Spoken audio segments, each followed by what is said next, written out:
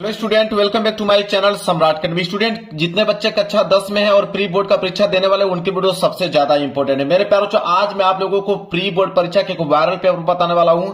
हर एक विद्यालय में यही पेपर पूछा जा रहा है। जिस प्रकार मैंने अर्धवार्षिक परीक्षा का बताया था और सारे के सारे बच्चे बहुत खुश थे, जो मैं पेपर बताया था वही पेपर आया था। तो इस बार प्री बोर्ड का परीक्षा होने वाला है और 30 नंबर प्रैक्टिकल का मिलेगा और हर एक बच्चों को प्री बोर्ड परीक्षा देना अनिवार्य है मेरे प्यारों। तो कोई भी इस पेपर को छोड़ना नहीं है, सारे के सारे बच्चों को पेपर देना है। और यह 70 नंबर का पेपर है मेरे प्यारे बच्चों, विज्ञान का। और आज आप लोगों का 70 में 70 बिल्कुल क्लियर करा दूंगा और 95% लाकर दिखा दीजिए कि प्री बोर्ड परीक्षा का भी टॉपर आप ही हो मेरे प्यारे बच्चों। और सबसे पहला नाम और यहां पे अनुक्रमांक अपना डाल लेना है। और इस पेपर को हल करने के लिए 3 घंटे 15 मिनट का समय दिया गया है। हमारे जिले में यहां पे कम से कम 5 या 6 विद्यालयों में सेम टू सेम पेपर बन के आया है। वही पेपर मैं आप लोगों को बता रहा हूं ताकि आपके विद्यालय में भी आपका यही पेपर आएगा, यकीन मानिए। और आप 70 में 70 नंबर लेकर आओगे। सबसे पहला जो काम है वो आपका सामान्य निर्देश एक बार पढ़ लेना है। पहला निर्देश बोला है कि प्रारंभ के 15 मिनट परीक्षार्थियों को प्रश्न पत्र पढ़ने के लिए निर्धारित है। कह रहा है कि 15 मिनट आपको टाइम दिया जाएगा इस पेपर को पढ़ने के लिए और 3 घंटे में इस पेपर को सॉल्व करना होगा। दूसरा है कि प्रश्न पत्र 2 खंडों में, खंड अ तथा खंड ब में विभाजित है। यह पेपर 2 खंडों में बना हुआ है, एक तो खंड अ में, दूसरा खंड ब में। तीसरा है कि खंड अ तथा खंड ब 3 उपखंड क ख ग में विभाजित है। कह रहा है कि खंड अ में भी 3 उपखंड रहेंगे, खंड ब में भी 3 उपखंड रहेंगे। 3 उपखंड इसलिए क्योंकि यहाँ पे फिजिक्स, केमिस्ट्री, बायोलॉजी तीनों के अलग अलग उपखंड बनते हैं। इसके बाद देखिए चौथा है कि प्रश्न पत्र के खंड अ में वो विकल्पीय प्रश्न है जिसमें सही विकल्प का चुनाव कर OMR शीट पर नीले अथवा काले बॉल पॉइंट पेन से सही विकल्प वाले गोले को पूर्ण रूप से काला करें। कहने का मतलब यह है कि खंड अ में बहुविकल्पीय प्रश्न रहेंगे। कितने? 20 बहुविकल्पीय प्रश्न रहेगा। और यह 20 बहुविकल्पीय प्रश्न में आपके फिजिक्स के भी प्रश्न, केमिस्ट्री के और बायोलॉजी के तीनों के मिलाकर 20 बहुविकल्पीय प्रश्न बनेगा। और इनका उत्तर आपको OMR शीट पे देना होगा। नीले पेन का यूज कर सकते हो या काले पेन का यूज कर सकते हो रंगने के लिए। पेन आपका बॉल पॉइंट पेन होना चाहिए, जेल वाली पेन का इस्तेमाल नहीं करना है। अगला निर्देश है 5वां कि खंड अ में बहुविकल्पीय प्रश्न है तो प्रत्येक प्रश्न के लिए 1 अंक निर्धारित है। कह रहा है कि एक प्रश्न 1 नंबर के लिए पूछा जाएगा बहुविकल्पीय का। तो टोटल बहुविकल्पीय प्रश्न कितने हैं? 20। तो 20 बहुविकल्पीय प्रश्न 20 नंबर के लिए पूछा जाएगा। इसके बाद अगला कि खंड ब में वर्णनात्मक प्रश्न दिए गए हैं। खंड ब में 50 नंबर का वर्णनात्मक प्रश्न दिया गया है। अगला है कि करा प्रत्येक प्रश्न के सम्मुख उनके निर्धारित अंक दिए गए, मतलब हर एक प्रश्न के आगे लिखा हुआ मिलेगा कि प्रश्न 1 नंबर का है, कि 2 नंबर का है, कि 4 नंबर का है, कि 6 नंबर का है। जितना भी नंबर का कोई भी प्रश्न होगा उसके सामने लिखा हुआ मिलेगा। इसके बाद कह रहा है कि खंड ब के प्रत्येक उपखंड के सभी प्रश्न एक साथ करना आवश्यक है। प्रत्येक उपखंड नए पृष्ठ से प्रारंभ किया जाए। कह रहा है कि 3 उपखंड दिए गए खंड ब में भी, एक आपका क, एक आपका ख और एक आपका ग, मतलब फिजिक्स, केमिस्ट्री, बायोलॉजी का। तो कह रहा है कि तीनों उपखंडों को जब आप करोगे तो तीनों उपखंड को नए पेज से प्रारंभ करना है। मतलब अगर आप क वाला कर दिए हो, ख वाला करने जा रहे हो तो नए पेज से इसको प्रारंभ कीजिए, ग वाला करने जा रहे हो तो नए पेज से प्रारंभ कीजिए। लास्ट है कि सभी प्रश्न अनिवार्य, इसमें जितने भी प्रश्न दिए गए सारे प्रश्न करना अनिवार्य है। तो यह था निर्देश पढ़ के मैंने आप लोगों को अच्छे तरीके से बता दिया। चलिए पेपर इधर से स्टार्ट हो रहा है, मैं पेपर आप लोगों को दिखाता हूं। देखिए मेरे प्यारे, जो पेपर यहां से स्टार्ट है, सबसे पहले देखिए क्या दिया है, खंड अ दिया हुआ है। और खंड अ में दिया हुआ है बहुविकल्पीय प्रश्न और इसमें सबसे पहले उपखंड क दिया है। उपखंड क का मतलब यहां पे फिजिक्स वाला प्रश्न दे दिया है। तो सबसे पहले बहुविकल्पीय का फिजिक्स वाला प्रश्न देखेंगे, फिर केमिस्ट्री का, फिर बायोलॉजी का। तो उपखंड क फिजिक्स वाला प्रश्न देखिए, टोटल 20 बहुविकल्पीय प्रश्न है। एक एक नंबर के हिसाब से 20 नंबर यहां पे दिया हुआ है। पहला प्रश्न देखिए, कई बार इस प्रश्न को पढ़ा चुका हूं कि यदि आपतन कोण आई है तथा अपवर्तन कोण आर हो तो अपवर्तित किरण विचलित होगी। कह रहा है कि यदि आपतन कोण को आई से डिनोट किया जाए, अपवर्तन कोण को आर से डिनोट किया जाए, तो जो अपवर्तित किरण होगी वो, उसे निकालने के लिए हम लोग कौन से यहां पे ऑप्शन का प्रयोग करेंगे। तो मेरे प्यार से एक बात बता देता हूं कि अगर अपवर्तित किरण निकालना है तो आपतन कोण में से अपवर्तन कोण को घटा दीजिए। मतलब आपतन कोण आई, उसमें से अपवर्तन कोण आर को घटा दीजिए, जो वैल्यू आएगा वो आ जाएगा अपवर्तित किरण का। मतलब पहले वाला ऑप्शन जो है बिल्कुल राइट आंसर हो जाएगा। देखिए कितना सिंपल है, कई बार इस प्रश्न को पढ़ा चुका हूं। ये प्रश्न तो और ज्यादा सिंपल है। कह रहा है कि ताप बढ़ाने पर किसी चालक का वैद्युत प्रतिरोध, 1 नंबर के लिए भी प्रश्न है, ऊपर वाला भी 1 नंबर के लिए ही था। तो सबको मालूम है कि ताप अगर बढ़ाएंगे तो किसी चालक का वैद्युत प्रतिरोध बढ़ेगा। मतलब ताप बढ़ाएंगे तो यहाँ पे विद्युत प्रतिरोध भी क्या होगा, बढ़ेगा। बी वाला ऑप्शन जो है बिल्कुल राइट आंसर हो जाएगा। तीसरा प्रश्न भी बहुत सिंपल है कि प्रिज्म द्वारा विचलन अधिकतम होता है, 1 नंबर के लिए प्रश्न है। मालूम है आप लोगों की ये प्रिज्म है, जब प्रिज्म से श्वेत प्रकाश किरण गुजरती है तो 7 रंगों में विभक्त हो जाती है। कितने रंगों में, 7 रंगों में विभक्त हो जाती है। तो सबसे अधिक विचलन किस रंग का होता है, बैगनी रंग का होता है। ये बात सबको मालूम है, ए वाला ऑप्शन जो है बिल्कुल राइट आंसर हो जाएगा। और सबसे कम जो होता है लाल रंग का होता है। इसके बाद चौथा प्रश्न देख लीजिए कि एक अवतल दर्पण की वक्रता त्रिज्या 20 सेंटीमीटर दिया है। वक्रता त्रिज्या का मतलब आर दिया हुआ है, आर आपको 20 सेंटीमीटर दिया हुआ है मेरे प्यारे बच्चों, लेकिन यह माइनस में होगा क्योंकि यहाँ पे अवतल दर्पण बोल देखा है। फिर बोला कि इसकी फोकस दूरी बताइए, मतलब एफ का वैल्यू। तो एफ बराबर क्या होता है, आर बटे 2 होता है। तो आर का वैल्यू क्या है, माइनस के 20 है और बटे में 2। जब कैंसिल करोगे तब माइनस के 10 सेंटीमीटर आ जाएगा और माइनस के 10 सेंटीमीटर, बी वाला ऑप्शन जो है बिल्कुल राइट आंसर हो जाएगा। 1 नंबर यहां से भी लो। इतने ज्यादा सिंपल प्रश्न है मेरे प्यारे बच्चों। अब मैं कह रहा हूं ना, प्री बोर्ड एग्जाम में आप 95 प्रश्न लेकर आने वाले हो। इसके बाद देखिए अगला प्रश्न है, प्रश्न संख्या 5वां कि एक प्रोटॉन पर जो विद्युत आवेश की मात्रा होती है, 1 नंबर के लिए प्रश्न है। तो एक प्रोटॉन पर अगर हम विद्युत आवेश की मात्रा देखें मेरे प्यारे बच्चों, तो यह होता है 1.6 गुणे 10⁻⁻19 कूलाम होता है। सी वाला ऑप्शन जो है बिल्कुल राइट आंसर हो जाएगा। ये प्रश्न भी कई बार पढ़ा चुका हूं, बहुत सिंपल प्रश्न है। 6 वाला प्रश्न है कि किसी तार की लंबाई अगर उसकी प्रारंभिक लंबाई की 3 गुनी करने पर उसका प्रतिरोध होगा। अब मेरे प्यारों से देखिए, कह रहा है कि कोई तार की लंबाई एल है, अगर उसकी प्रारंभिक लंबाई एल का अगर मैं 3 गुना कर दूं, मतलब 3L कर दूं, तो कह रहा है कि उसका प्रतिरोध कितना होगा। तो अगर लंबाई को मैं तिगुना करूंगा तो उसका प्रतिरोध भी तिगुना बढ़ेगा, मतलब 3 गुना हो जाएगा उसका प्रतिरोध। सिंपल जवाब है इसका, बी वाला ऑप्शन जो है बिल्कुल राइट आंसर हो जाएगा। 7वां प्रश्न भी सिंपल है कि स्वस्थ आंख के लिए दूरस्थ बिंदु है, 1 नंबर के लिए। कहने का मतलब है कि अगर आंख की आंखें बिल्कुल स्वस्थ है तो आप कितना दूर तक देख सकते हैं। तो मेरे प्यारों जो आपकी अगर आंखें स्वस्थ है तो आप अनंत बिंदु तक देख सकते हैं। इस बात को नोट कर लीजिए, अनंत पर देख सकते हैं अगर आपकी आंखें स्वस्थ है तो, क्योंकि हम लोग चंद्रमा को देख लेते हैं। इसके बाद है खंड ब, ठीक है, खंड ब कह रहा हूं, खंड ख, उपखंड ख। अभी हमने उपखंड क देखा जो कि फिजिक्स वाला था, अब ये उपखंड ख आ गया जो कि केमिस्ट्री वाले प्रश्न रहेंगे, फिर बायोलॉजी वाला भी आएगा।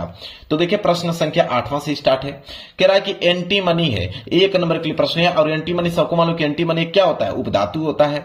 सी वाला ऑप्शन जो है बिल्कुल राइट आंसर हो जाएगा। क्लियर है मेरे प्यारे बच्चों, समझ में आ गया। अगला प्रश्न देख लीजिए, प्रश्न संख्या 9। कह रहा है कि 9 है कि लेड नाइट्रेट का रासायनिक सूत्र है, 1 नंबर के लिए प्रश्न है। तो लेड नाइट्रेट का जो रासायनिक सूत्र होता है वो होता है PbNO3 होल ट्वाइस। बी वाला ऑप्शन जो है बिल्कुल राइट आंसर हो जाएगा। इसके बाद है प्रश्न संख्या 10वां कि निम्नलिखित में से असंतृप्त हाइड्रोकार्बन है, 1 नंबर के लिए प्रश्न है। तो असंतृप्त हाइड्रोकार्बन पूछा है, मैं सिंपल ट्रिक बता देता हूं कि जिसका रेशियो अगर 1:2 हो जाए, आप समझ जाइए कि असंतृप्त हाइड्रोकार्बन है। जैसे देखिए यहाँ पे बी वाला जो है बिल्कुल राइट आंसर हो जाएगा, क्योंकि यहाँ पे C2H4 है। जब इसे कैंसिल करोगे तो 2 कम 2, 2 दूनी के 4 आ गया ना, 1:2। तो यहाँ पे बी वाला ऑप्शन जो है बिल्कुल राइट आंसर हो जाएगा। 11वां है कि प्रोपेनल में क्रियात्मक समूह है, 1 नंबर के लिए प्रश्न है। तो प्रोपेनल में जो क्रियात्मक समूह होता है मेरे प्यारे बच्चों, वो सिंगल बॉन्ड CHO होता है, यहाँ पे एल्डिहाइड। बी वाला ऑप्शन जो है बिल्कुल राइट आंसर हो जाएगा मेरे प्यारे बच्चों। आगे है अगला प्रश्न, प्रश्न संख्या 12। प्रश्न संख्या 12 है मेरे प्यारे बच्चों कि एसिटिक अम्ल का IUPAC नाम है, 1 नंबर के लिए प्रश्न है। तो एसिटिक अम्ल का जो IUPAC नाम होता है मेरे प्यारे बच्चों, वो होता है एथेनोइक अम्ल। ठीक है, क्या होता है, एसिटिक अम्ल का IUPAC नाम पूछा है, IUPAC नाम, तो हो जाएगा एथेनोइक अम्ल। बी वाला ऑप्शन जो है बिल्कुल राइट आंसर हो जाएगा। 13वां प्रश्न है कि अगर एक तत्व के क्लोराइड का सूत्र अगर MCl2 है तो उसके ऑक्साइड का सूत्र क्या होगा, 1 नंबर के लिए प्रश्न है। तो उसके ऑक्साइड का सूत्र हो जाएगा MO। बी वाला ऑप्शन जो है बिल्कुल राइट आंसर हो जाएगा। यहां से उपखंड ग स्टार्ट हो गया, मतलब बायोलॉजी वाले प्रश्न यहां से स्टार्ट हो जाएंगे। प्रश्न संख्या 14 से कह रहा है कि वृक्कों का कार्य होता है, वृक्को मतलब क्या होता है, किडनी। तो किडनी का कार्य क्या होता है, ये बात सबको मालूम है कि किडनी क्या करता है, उत्सर्जन का काम करता है। सी वाला ऑप्शन जो है बिल्कुल राइट आंसर हो जाएगा। 15वां प्रश्न देख लीजिए क्या है। 15वां है कि पत्तियों पर कलियों विकसित होती है, मतलब पत्तियों पर जो कलियां होती हैं विकसित होती हैं, कहां पे होती हैं, मैं दिखाता हूं ऑप्शन आप लोगों को। देखिए पत्तियों पर जो कलियां विकसित होती हैं वो ब्रायोफिल्म में होती हैं, कहां पे, ब्रायोफिल्म में। सी वाला ऑप्शन जो है बिल्कुल राइट आंसर हो जाएगा। इसके बाद 16वां प्रश्न कि आनुवंशिक विज्ञान के जनक है, चलिए देखते हैं कौन जनक है। 1 नंबर के लिए भी प्रश्न है। तो आनुवंशिक विज्ञान के जो जनक है वो है आपके ग्रेगन जॉन मेंडल जी। सी वाला ऑप्शन जो है बिल्कुल राइट आंसर हो जाएगा। 17वां है कि 2 डीएनए तंतु आपस में जुड़े होते हैं। बात सबको मालूम है कि अगर 2 डीएनए तंतु आपस में जुड़े हुए हैं तो यह हाइड्रोजन बंध द्वारा जुड़े होते हैं। डी वाला ऑप्शन जो है बिल्कुल राइट आंसर हो जाएगा। 18वां प्रश्न है कि मुकुलन द्वारा प्रजनन होता है। 1 नंबर के लिए तो मुकुलन द्वारा जो प्रजनन होता है मेरे प्यारे बच्चों वो होता है हाइड्रा में। कहां पे? हाइड्रा में प्रजनन होता है। ए वाला ऑप्शन जो है बिल्कुल राइट आंसर हो जाएगा। 19वां प्रश्न है कि मेंडल का प्रायोगिक पौधा था। 1 नंबर के लिए प्रश्न है। मतलब मेंडल जिसपे यहाँ पे प्रयोग किए थे वो किस पौधे पे प्रयोग किए थे मेरे प्यारे बच्चों? वह था उद्यान मटर। कौन था? उद्यान मटर था। बी वाला ऑप्शन जो है बिल्कुल राइट आंसर हो जाएगा। लास्ट प्रश्न है बहुविकल्पीय का कि निम्न में से कौन सा एक मानव में मादा जनन तंत्र का भाग नहीं है? 1 नंबर के लिए तो मादा जनन तंत्र का भाग नहीं है मेरे प्यारे बच्चों, वह है आपका शुक्रवाहिका। सी वाला ऑप्शन जो है बिल्कुल राइट आंसर हो जाएगा। देखिए मैंने 20 बहुविकल्पीय प्रश्न बता दिया, 20 के 20 आपके सही होना चाहिए। यहां से स्टार्ट है खंड ब में वर्णनात्मक प्रश्न कितने नंबर के लिए? 50 नंबर के लिए। और सबसे पहले आया उपखंड क। उपखंड क मतलब फिजिक्स वाले प्रश्न यहां से देखने को मिलेगा आप लोगों को।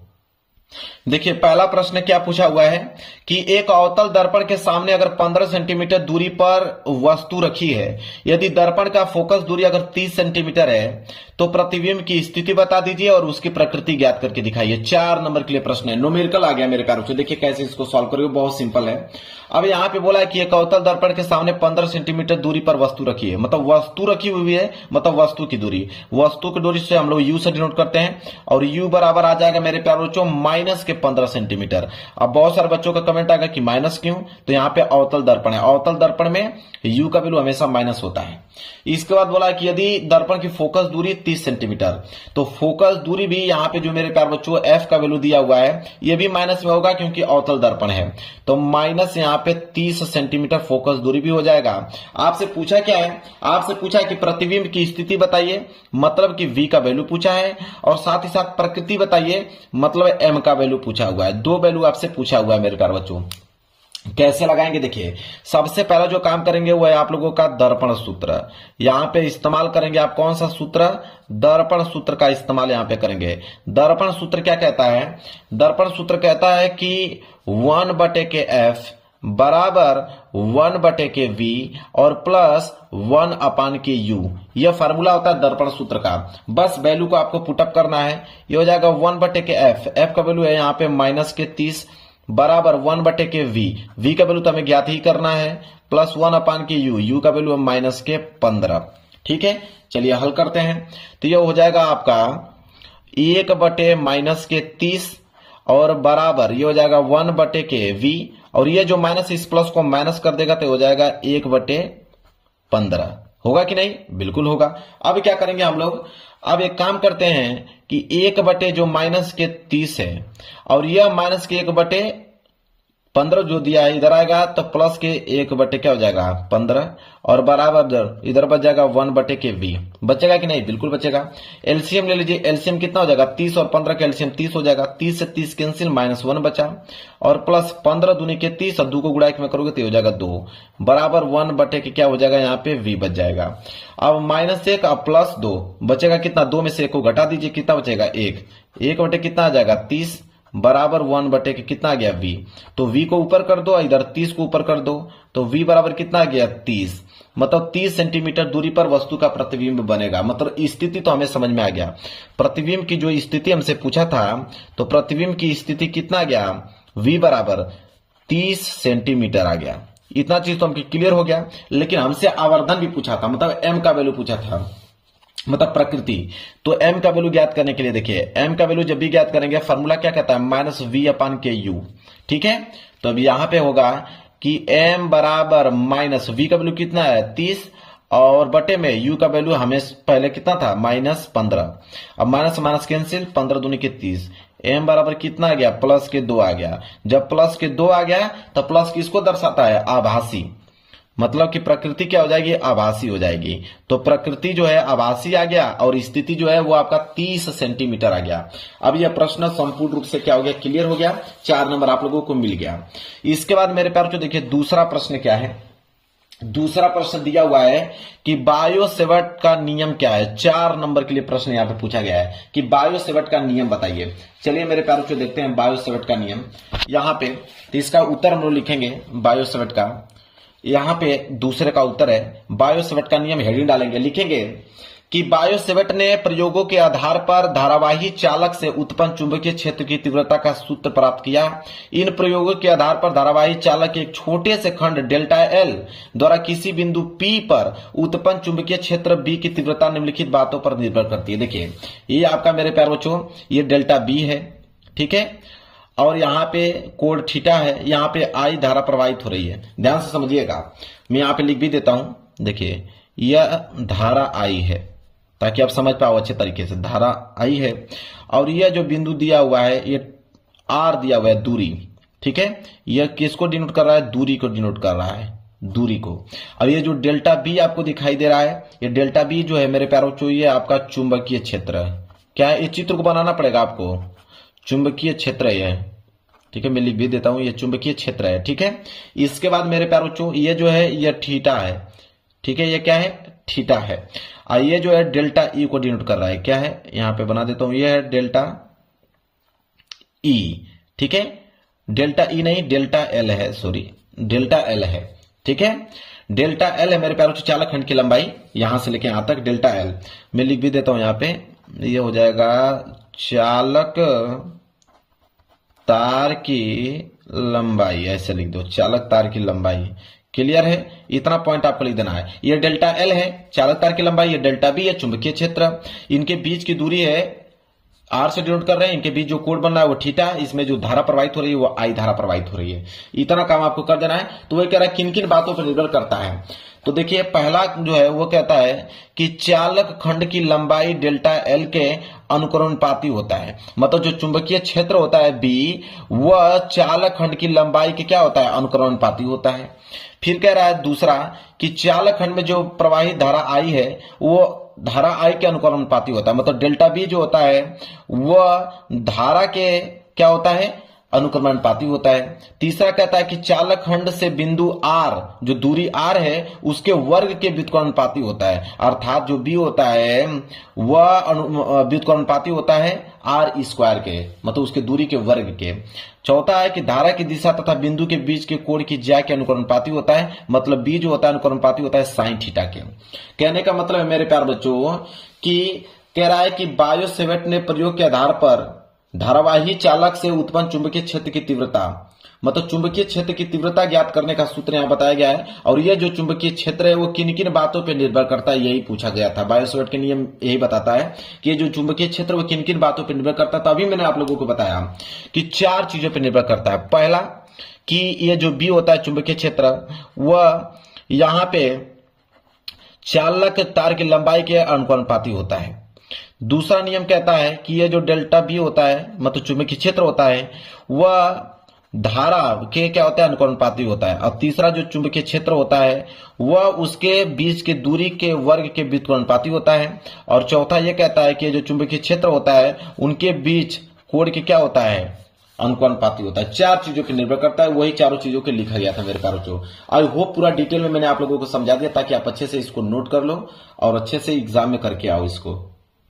चलिए अगला प्रश्न देखते हैं। प्रश्न संख्या 3 कह रहा है कि 20 ओम प्रतिरोध की कोई विद्युत स्त्री का मतलब होता है मेरे पास प्रेस 5 एम्पीयर विद्युत धारा लेती है और 30 सेकंड में उत्पन्न ऊष्मा परिकलित कीजिए। 4 नंबर के लिए प्रश्न है, बहुत सिंपल प्रश्न है मेरे प्यारों। 4 नंबर आपको फ्री में मिलने वाला है। देखिए कैसे कह रहा है कि 20 ओम प्रतिरोध, मतलब प्रतिरोध का मतलब आर का वैल्यू दिया हुआ है कितना? 20 ओम दे रखा है।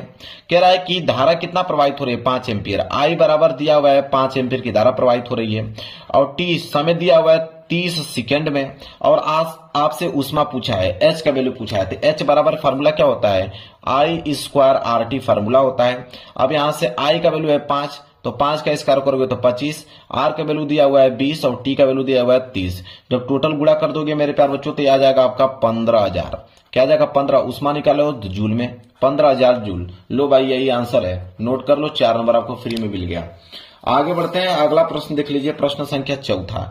प्रश्न संख्या 4 मेरे प्यारे बच्चों कि 3 प्रतिरोध दिया हुआ है। यहाँ पे 3 प्रतिरोध है R1, R2R3 परस्पर समांतर क्रम में जुड़े हैं तो इसके तुल्य प्रतिरोध के लिए सूत्र स्थापित करने के लिए बोला है। 6 नंबर आपको मेरे प्यारों बच्चों मिलेगा इस पे। ठीक है, 6 नंबर यहाँ पे मिलेगा।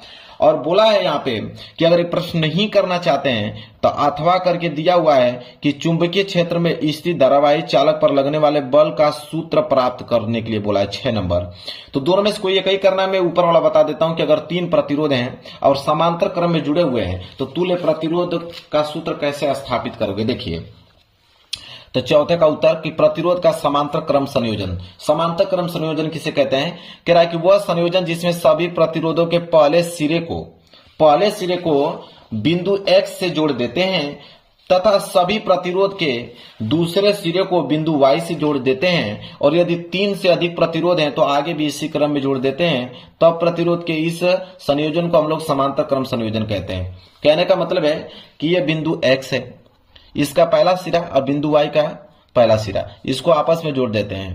कह रहा 3 प्रतिरोध दिया है R1 R2 R3, इस तरह जोड़ना है सबको। ठीक है, और कह रहा है कि इसी क्रम में और भी प्रतिरोध बढ़ेंगे तो इसी तरह जोड़ते हम लोग जाएंगे। ठीक है, 3 प्रतिरोध को समांतर क्रम में जोड़ा गया है। अब यहां पे एक चीज आपको नोटिस करना है मेरे प्यारे बच्चों कि बोला है कि यह है प्रतिरोध का समांतर क्रम संयोजन। इन चित्र को बना लीजिएगा। फिर बोला है कि माना 3 प्रतिरोध हैं R1 R2 R3। देखिए 3 प्रतिरोध है ना, कह रहा है कि समांतर क्रम में जुड़े हैं, तब इन प्रतिरोधों पर जो विभवांतर होगा वह समान मात्रा में होगा, जबकि इन पर विद्युत धाराएं जो हैं वो I1 I2 I3 होगी। कहने का मतलब है, ध्यान समझिए कि अगर 3 प्रतिरोध समांतर क्रम में जुड़ा हुआ है तो इनमें जो विभवांतर होगा वह समान होगा, तीनों में विभवांतर समान होगा, लेकिन धारा जो है तीनों में अलग अलग होगा। इसमें धारा I होगा I1, इसमें धारा I2 होगा, इसमें धारा I3 होगा। मतलब तीनों में धाराएं अलग अलग होगा लेकिन विभवांतर तीनों में समान होगा। इतना लिखने के बाद अब यहाँ पे ओम का नियम तीनों में लगा दीजिएगा। ठीक है, इस वाले में भी, इस वाले में भी, इस वाले में, तब तीनों में ओम का नियम लगाएंगे तो यहां से ये वाली वैल्यू प्राप्त होगी। ठीक है, यहां से वाली वैल्यू प्राप्त होगी, यहां से वाला ओम के नियम के अनुसार। ठीक है, ये किन के नियम के अनुसार हो रहे हैं? ओम के नियम के अनुसार यह वैल्यू हम लोग प्राप्त कर रहे हैं। ओम के नियम के अनुसार यह वैल्यू प्राप्त होने तीनों। I1 बराबर V बटे R1, I2 बराबर V बटे R2, I3 बराबर V बटे R3। अब बोला कि माना X और Y बिंदु के बीच कुल धारा I है।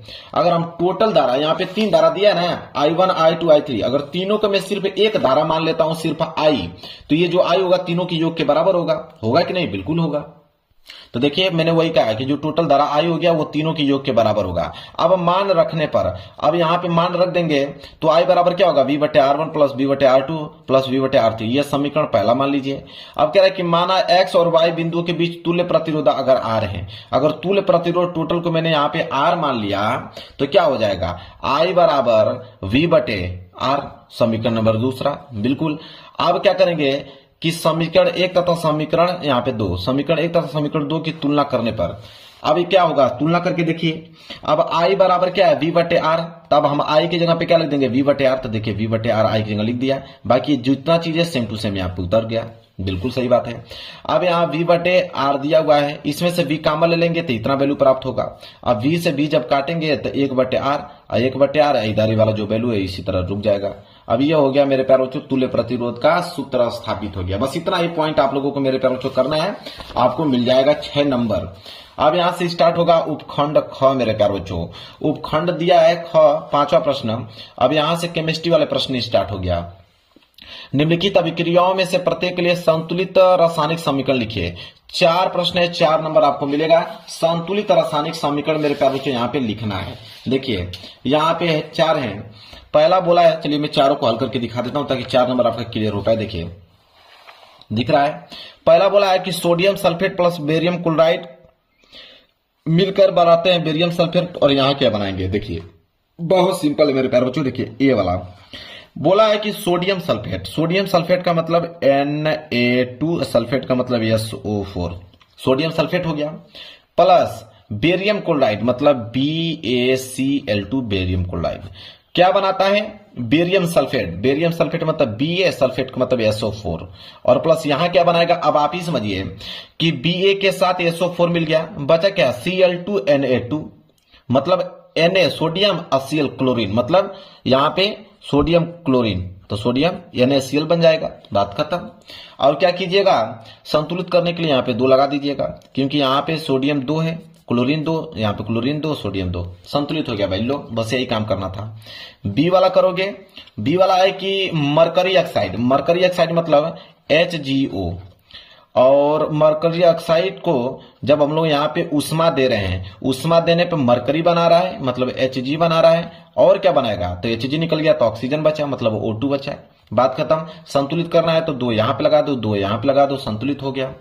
अब आएगा बारी सी वाला का। सी वाला है कि जिंक प्लस सल्फ्यूरिक अम्ल, जिंक का मतलब Zn और सल्फ्यूरिक अम्ल का मतलब H2SO4, और प्लस क्या बना रहा है, जिंक सल्फेट, मतलब जिंक मतलब Zn और सल्फेट का मतलब SO4 प्लस। अब क्या बनाएगा, अब आप ही देख लीजिए, जिंक सल्फेट, यहाँ पे जिंक बचा क्या, एक हाइड्रोजन मतलब H2 बनाएगा। संतुलित ऑलरेडी है मेरे पास, तो इसमें कुछ संशोधन करने की जरूरत नहीं है। अब बारी आएगा डी वाला का। डी वाला देख लीजिए क्या है, डी वाला है कि आयरन में कॉपर सल्फेट मिला दीजिए। चलिए, आयरन मतलब लोहा, Fe, इसमें कॉपर सल्फेट मतलब CuSO4 मिला दीजिए। जब कॉपर सल्फेट मिलाते हैं तो यहाँ पे क्या बचेगा, और इधर कॉपर बचा है, तो अगर मैं इधर कॉपर बचा लेता हूं तो यहाँ पे क्या बचेगा, यहाँ पे Fe बचा और SO4 मतलब Fe2 और SO4, और यहाँ पे क्या हो जाएगा, होल थ्राइस हो जाएगा। ठीक है, मतलब यहाँ लिख देता हूं अच्छे से, Fe2 और SO4 का होल थ्राइस प्लस कॉपर होगा, इस तरह। संतुलित करने की बात करें तो यहाँ पे क्या करिएगा कि यहाँ पे 3 लगा दीजिएगा, यहाँ पे 2 लगा दीजिएगा, और यहाँ पे 3 लगा दीजिएगा। लो भाई, चारों का चारों मैंने यहाँ पे संतुलित करके दिखा दिया। हो गया यहाँ से 4 नंबर आप लोगों का पक्का। चलिए आगे बढ़ते हैं, अगला प्रश्न देख लीजिए। अगला प्रश्न है प्रश्न संख्या 6 मेरे प्यारे बच्चों। प्रश्न संख्या 6 है यहाँ पे कि कह रहा है कि ब्लीचिंग पाउडर, जिसे हम लोग विरंजक चूर्ण के नाम से जानते हैं, तो ब्लीचिंग पाउडर का रासायनिक नाम लिखिए, उसका सूत्र लिखिए, और बोला क्या होता है जब इसे हवा में खुला छोड़ा जाता है। ब्लीचिंग पाउडर के 2 उपयोग भी लिखना है। चलिए देखते हैं। देखिए इसका उत्तर लिखेंगे 6 वाला का कि विरंजक चूर्ण का रासायनिक नाम होता है कैल्शियम ऑक्सीक्लोराइड। विरंजक चूर्ण का रासायनिक सूत्र होता है यहाँ पे CaOCl2। कह रहा कि जब विरंजक चूर्ण को वायु में उद्रासित किया जाता है तो वह उनके गुणों में विकृति पाता है। वायु में उपस्थित कार्बन डाइऑक्साइड इससे क्रिया करता है, जिस कारण कैल्शियम कार्बोनेट, क्लोरीन गैस उत्पन्न होते हैं। विरंजक चूर्ण के गुण नष्ट हो जाते हैं। पहला है विरंजक चूर्ण कॉटन टेक्सटाइल उद्योगों में, लिनन लॉन्ड्री में विरंजित कपड़ों को धोने के लिए प्रयुक्त होता है। तो जो जो चीज बोला था सब कुछ मैंने इंक्लूड इसमें कर दिया है। चलिए देखते हैं 7वां प्रश्न है कि अयस्क के सांद्रण से आप क्या समझते हैं। अयस्क के सांद्रण की मुख्य विधियों का वर्णन कीजिए। कितने नंबर का है, 6 नंबर। अगर नहीं करना चाहते हैं तो अथवा करके दिया है कि रासायनिक अभिक्रिया किसे कहते हैं, कितने प्रकार की होती है, प्रत्येक को उदाहरण सहित समझाइए। 6 नंबर। तो मैं ऊपर वाला बता देता हूं, ये वाला तो आपने कई बार प्रश्न को पढ़ चुका है कि रासायनिक अभिक्रिया किसे कहते हैं, कितने प्रकार का होता है। मैं इसका सोल्यूशन बता देता हूं कि अयस्क के सांद्रण से आप क्या समझते हैं। अयस्क के सांद्रण की मुख्य विधियों का वर्णन कीजिए। तो चलिए देखिए, इसका उत्तर लिखेंगे हम लोग 7वें का कि अयस्क की सामान्य विधियां, अयस्क सांद्रण की सामान्य विधियां, ये हेडिंग है। लिखिएगा अयस्क या खनिज पृथ्वी से निकाले जाते हैं, जिनके साथ अनेक प्रकार के व्यर्थ जो है पदार्थ होते हैं, जिन्हें हम लोग क्या कहते हैं, गैंग कहते हैं। निष्कर्षण की प्रक्रिया से पहले उन्हें हटाना आवश्यक होता है। इस प्रकार गैंग का साथ हटाने अयस्क में धातु की मात्रा अधिक हो जाती है, जिसे हम लोग क्या कहते हैं, सांद्रण कहते हैं। कोई एक विधि पूछा था इसको, तो फेन प्लावन विधि। देखिए फेन प्लावन विधि में क्या होता है कि इस विधि में बारीक पिसे हुए अयस्क को जल एवं किसी उपयुक्त तेल के साथ एक बड़े टैंक में मिलाया जाता है। खनिज कण पहले ही तेल से भीग जाते हैं, जबकि गैंग के कण पानी से भीग जाते हैं। अब इस मिश्रण में से बुलबुलों के रूप में वायु प्रवाहित की जाती है, जिससे खनिज कण युक्त तेल के झाग या फेन बन जाते हैं, जो जल की सतह पर तैरने लगती है, जिन्हें बड़ी सरलता से जल के ऊपर से निकाला जा सकता है। तांबा, सीसा तथा जिंक के सल्फाइड का सांद्रण करने के लिए इस विधि का प्रयोग किया जाता है। क्लियर है। चलिए आगे बढ़ते हैं। अब आएगा मेरे प्यारों से यहाँ पे उपखंड ग, और उपखंड ग जो रहेगा मेरे प्यारों चो, यह बायोलॉजी वाले प्रश्न दिया गया है। बायोलॉजी वाला प्रश्न दिया गया मेरे प्यारों चो। प्रश्न संख्या 8वां से स्टार्ट है। कह रहा है कि आमाशय किसे कहते हैं, इसके 3 प्रमुख कार्य लिखिए, 4 नंबर आपको मिलेगा। चलिए देखते हैं आमाशय के बारे में। प्रश्न 8वां, लिखेंगे कि अमाशय उदर गुहा में अनुप्रस्थ अवस्था में स्थित एक मशक के समान रचना है। ठीक है, यह आहार नाल का सबसे बड़ा चौड़ा भाग है। इसकी लंबाई की अगर हम बात करें तो 24 सेंटीमीटर, चौड़ाई जो है 10 सेंटीमीटर है। अमाशय के कार्य पूछा था, 3 कार्य है, तो भोजन का संग्रहण करना, भोजन को पतला लेई जैसा बनाना और भोजन का पाचन। इसमें थोड़ा पॉइंट और लिख सकते हो आप कि अमाशय का मुख्य कार्य भोजन के पाचन का है। अमाशय भोजन के साथ आने वाले हानिकारक जीवाणुओं को सफाया करता है। अमाशय के पाचक रस में स्थित एंजाइम भोजन में प्रोटीन के छोटे छोटे कणों में तोड़ देते हैं, जिससे प्रोटीन का पाचन आसान हो जाता है। अमाशय का पाचन रस भोजन के कणों को अम्लीय बनाकर सड़ने से रोकता है। क्लियर है? चलिए प्रश्न संख्या 9 कि गर्भ निरोधक की विभिन्न विधियां कौन सी हैं? 4 नंबर के लिए प्रश्न है। तो चलिए इसका उत्तर हम लोग लिखेंगे यहाँ पे कि प्रश्न 9 की गर्भ निरोधन की जो विभिन्न विधियां हैं, कौन कौन सी विधि हैं, तो उनको हम लोगों को यहाँ पे पूरा विधि लिखना पड़ेगा। तो टोटल 4 विधियों का मैंने मेंशन कर दिया है, जिसे हम लोग यांत्रिक भौतिक अवरोध विधि बोलते हैं। बी वालों को हम लोग रासायनिक विधि, तीसरा है शल्य चिकित्सा विधि, चौथा है अंतरागर्भाशय यंत्र, इसे हम लोग उपकरण आईयूडी भी कहते हैं। तो 4 विधि हैं।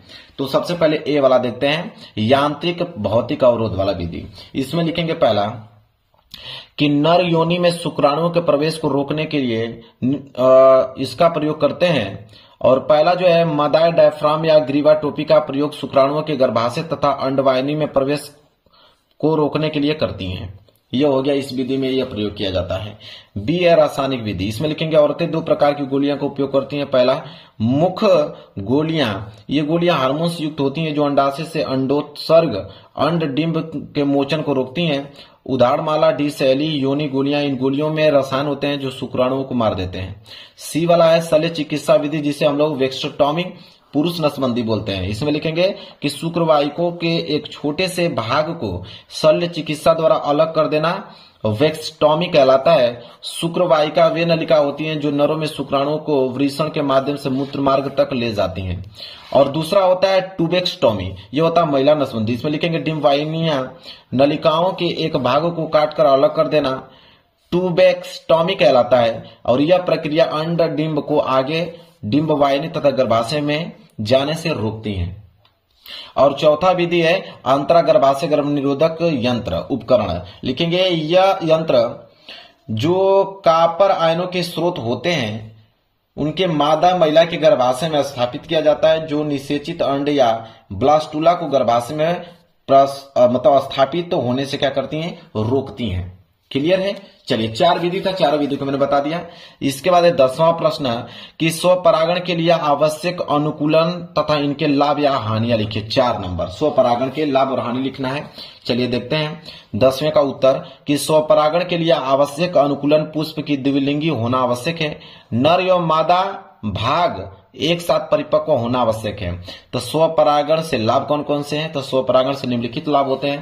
पहला लाभ है कि पुष्पों में स्वपरागण एक आसान तथा निश्चित घटित प्रक्रिया है, जिसके कारण पौधों का वंश चलता रहता है। दूसरा लाभ है कि इनको परागण क्रिया के लिए दूसरे पुष्पों पर निर्भर नहीं रहना पड़ता। तीसरा है कि स्वपरागण जो स्वपरागित होते हैं, स्वपरागित पुष्पों को रंग, सुगंध तथा मधु उत्पन्न करने की आवश्यकता नहीं पड़ती, जिससे पौधों की कम से कम ऊर्जा जो है तो यह उपयोग होती है। चौथा होता है कि स्वपरागण में परागण के लिए कम परागणों की आवश्यकता होती है, जिससे परागण जो होता है व्यर्थ नष्ट नहीं होते। 5वां होता है कि स्वपरागित बीज शुद्ध नस्ल वाले समयुग्मी संतति होते हैं, अर्थात इनके पैतृक गुण यही रहते हैं। और हानियां की अगर हम बात करें कि स्वपरागण की कौन कौन सी हानियां, निम्नलिखित हानियां हैं। पहला है कि स्वपरागण से उत्पन्न बीज होते हैं वो उत्तम श्रेणी के नहीं होते हैं। दूसरा है कि स्वपरागण से उत्पन्न पौधे में समय के साथ रोगों के प्रति क्षमता कम होती है। इसके बाद तीसरा कि स्वपरागण से उत्पन्न बीजों से बने पौधे कमजोर होते हैं। स्वपरागण से उत्पन्न बीज संख्या में कम, भार में हल्के तथा छोटे होते हैं। और 5वां ऐसे बीज शीघ्र नहीं पकते हैं। क्लियर है? चलिए, और 6वां है कि स्वपरागण द्वारा नई जातियों की उत्पत्ति नहीं हो सकती है।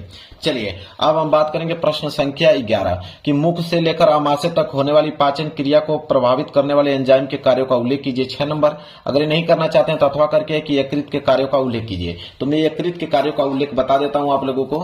तो यकृत के कार्य हेडिंग डालिएगा और पॉइंट बना के लिख दीजिएगा कि पहला कार्य उसका ये होता है कि यकृत जो होता है रक्त का थक्का बनाने में मदद करता है और साथ ही फाइब्रोजिन नामक प्रोटीन का भी निर्माण करता है। दूसरा है कि यकृत हमारे शरीर के तापमान को भी नियंत्रित रखता है। तीसरा है कि यकृत आरसीबी को मतलब आरबीसी को रेड ब्लड कॉर्पोरेशन को यकृत जो है आरबीसी को नष्ट करने में हमारी मदद करता है। चौथा है कि यकृत रक्त शर्करा को नियंत्रित रखता है। पांचवा है कि इसके अलावा यकृत हमारे शरीर में विषाक्त पदार्थों को बाहर करता है। और अगला है कि यकृत का सबसे महत्वपूर्ण कार्य ग्लूकोज को ऊर्जा में बदलने का होता है। अगला पॉइंट लिख दीजिएगा कि यकृत आमाशयिक रस के हम लोग को प्रवाहीन करने के लिए बनाता है और भोजन को क्षारीय बनाता है। अगला है कि यकृत द्वारा निर्मित पीत रस वसा का पैसिवीकरण करता है। 9वां है कि यकृत शरीर के संचरण का एक रुधिर संचालित करता है। 10वां है कि यकृत शरीर का भंडारगृह कहलाता है। जब पाचन के बाद रुधिर में आवश्यकता से अधिक ग्लूकोज पहुंचता है तो वह यकृत कोशिकाओं में ग्लाइकोजन के रूप में संग्रहित हो जाता है। 11वां है कि यकृत अमोनिया को यूरिया में बदलता है। इसके बाद है कि विषैले पदार्थों को यकृत कोशिकाएं निष्क्रिय बनाकर शरीर की रक्षा करता है। 13वां है कि हमारे शरीर में लाल रुधिर कणिकाओं में प्रोटीन का निर्माण यकृत में होता है। मतलब पॉइंट बना के मैंने 13 पॉइंट लिख दिया है। 6 नंबर का भी प्रश्न है भाई, तो उतना तो लिखना पड़ेगा। अब मेरे प्यारे बच्चों, अब ये पेपर हो गया बिल्कुल समाप्त। अगर विज्ञान में अगर आपको 95% लेकर आना है तो यह प्री बोर्ड परीक्षा का जो पेपर में बता रहा हूं इसको तैयार करके जाना। 100% आप 95% मार्क्स लेकर आओगे। वीडियो पसंद है तो वीडियो को लाइक कर देना, चैनल पर नए हो तो चैनल को जरूर सब्सक्राइब कर लेना और जितने बच्चे प्री बोर्ड परीक्षा देने वाले उनके पास इस वीडियो को शेयर कर देना। चलिए मिलेंगे नेक्स्ट वीडियो में, तब तक के लिए धन्यवाद।